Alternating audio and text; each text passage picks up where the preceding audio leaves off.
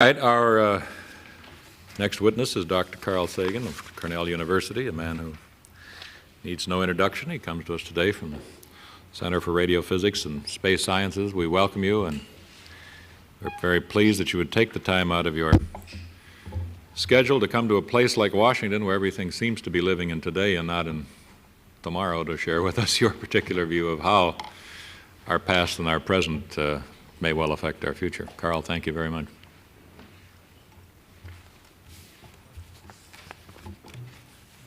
Thanks very much, Senator Dernberger, Senator Gore, Senator Burdick. I'm glad to be here. As I understand my function, it is to give some sense of what the greenhouse effect is, to try to say something about greenhouse effect on other planets, to again underscore that this is a real phenomenon, and then perhaps I can take the liberty to say a few remarks about what to do about it. The power of human beings to affect and control and change the environment is growing as our technology grows. And at present time, we clearly have reached the stage where we are capable, both intentionally and inadvertently, to make significant changes in the global climate and in the global ecosystem. And we've probably been doing, on a smaller scale, things like that for a very long period of time. For example, slash and burn agriculture, which has been with us for tens of thousands of years probably, changes the climate to some extent by changing the albedo, the reflectivity of the Earth. That massive changes have occurred is clear from the historical record. For example, Egypt was once the breadbasket of the Roman Empire. It may be the same role as the American Midwest plays today. That is certainly no longer the case. It's not a greenhouse effect issue. It may be an overgrazing issue, but is an example of how humans are perfectly capable of making these unexpected and inadvertent changes.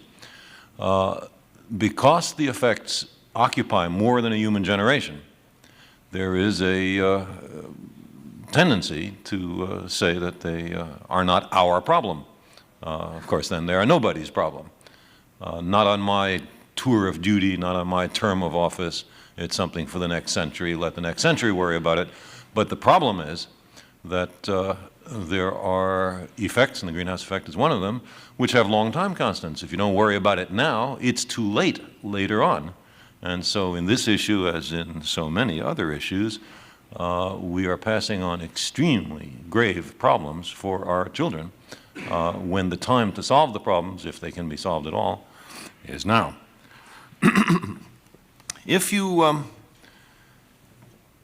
If you ask what determines the Earth's climate, clearly the main thing that determines it is sunlight. Sunlight is what heats the Earth.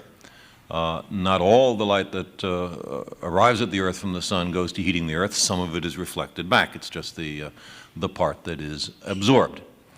And what happens is there's a certain rate at which sunlight is absorbed by the Earth's surface, and there's a certain rate at which the Earth's surface radiates to space. What comes from the sun is in the ordinary visible part of the spectrum that our eyes are sensitive to. What the Earth radiates into space is in the infrared part of the spectrum, longer waves than red, that our eyes are not sensitive to, but it's as legitimate excuse me, a form of light as the kind that we're used to. Now, if you calculate what the temperature of the Earth ought to be from how much sunlight is being absorbed, equaling how much infrared radiation would be radiated to space, you find that the Earth's temperature, by this simple calculation, is too low. It's about 30 centigrade degrees too low. And why is it too low? It's too low because something was left out of the calculation. What was left out of the calculation? The greenhouse effect. The air between us is transparent, except in Los Angeles and places of that sort, in the ordinary visible part of the spectrum. We can see each other. But if our eyes were sensitive at, say, 15 microns in the infrared, we could not see each other. The air would be black between us, and that's because, in this case, carbon dioxide. Carbon dioxide is very strongly absorbing at 15 microns and other wavelengths in the infrared. Likewise, there are parts of the infrared spectrum where water vapor absorbs, where we could not see each other if we were only as far apart as we are in this room. If you add these infrared absorbing gases to a planet, then what happens is the sunlight comes in as before, but when the surface tries to radiate to space in the infrared, it is blocked, it is impeded by the absorbing gases. And so the surface temperature has to rise so that there is an equilibrium between what comes in and what goes out. So this is the greenhouse effect. It is a misnomer for more reasons than one. It's a misnomer in particular because that's not how the florist greenhouse works, but that's a very minor point.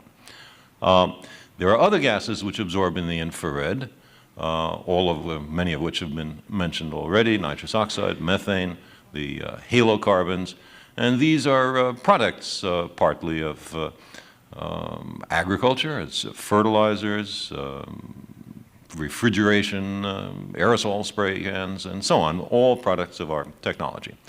We don't generate much water into the atmosphere, but we certainly do generate a great deal of carbon dioxide through the burning of wood and fossil fuels, an apparently benign activity. Who could object to humans burning oil and coal, gas, and wood? I'd like to stress that the greenhouse effect makes life on Earth possible. If there were not a greenhouse effect, the temperature would, as I say, be 30 centigrade degrees or so colder, and that's well below the freezing point of water everywhere on the planet. The oceans would be solid after a while. A little greenhouse effect is a good thing. But there is a delicate balance of these invisible gases, and too much or too little greenhouse effect can mean too high or too low a temperature. And here we are pouring enormous quantities of CO2 and these other gases into the atmosphere every year with hardly any concern about its long-term and global consequences.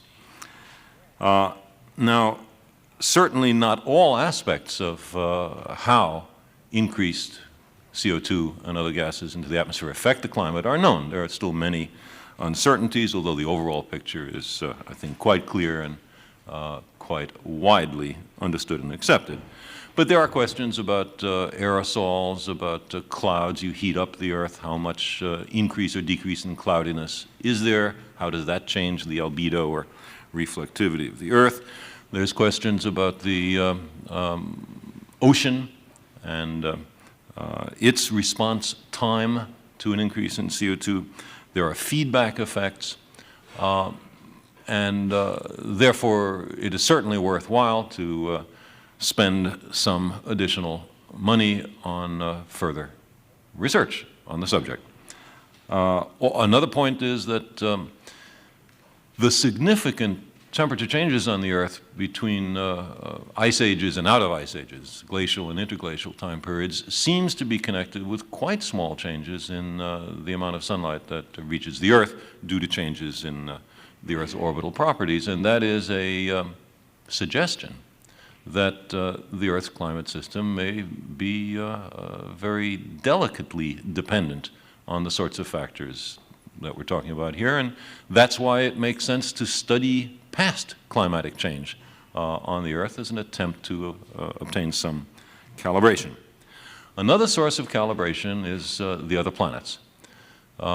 Every planet with an atmosphere has some degree of a greenhouse effect. The most spectacular case by far is the greenhouse effect of Venus. It's the nearest planet. It's a planet about the same mass, radius, density as the Earth, but it is spectacularly different in several respects, one of which is that the surface temperature is about 470 degrees centigrade, 900 Fahrenheit, and that enormous temperature is not due to its being closer to the sun, because Venus is surrounded with bright clouds, and in fact, because it reflects so much light back to space, if that's all that was happening, it would be cooler, not warmer, than the Earth.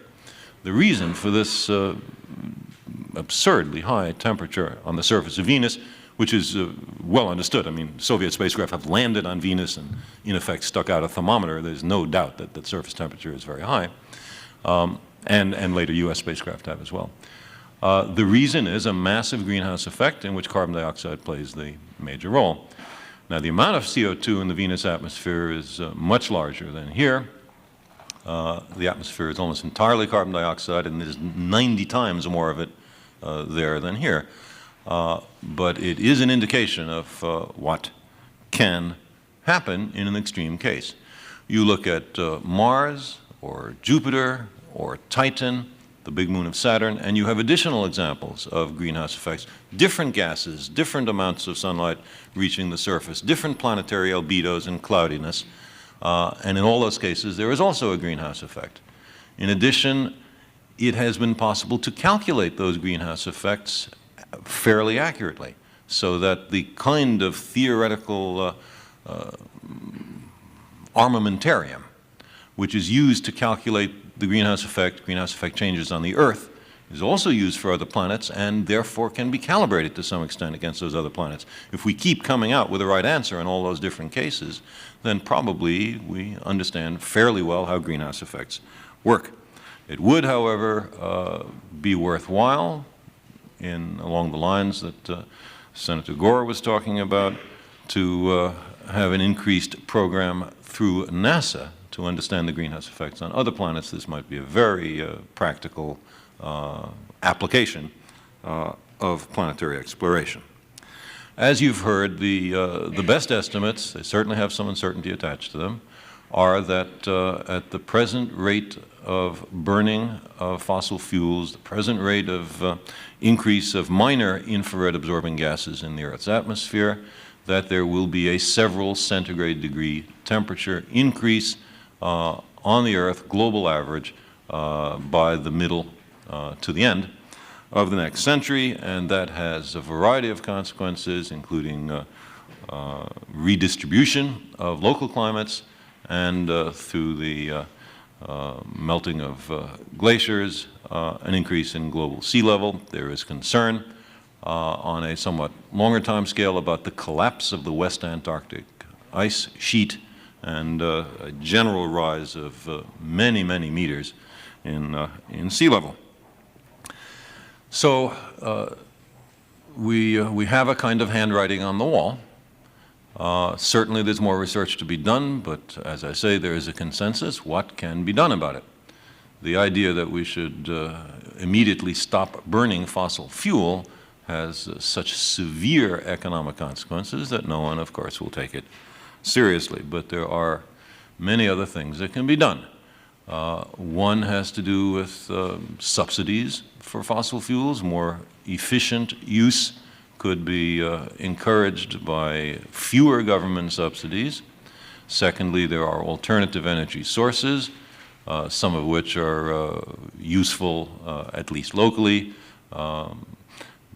Solar power is certainly one that might be of more general use. Safe fission power plants, which are in principle possible.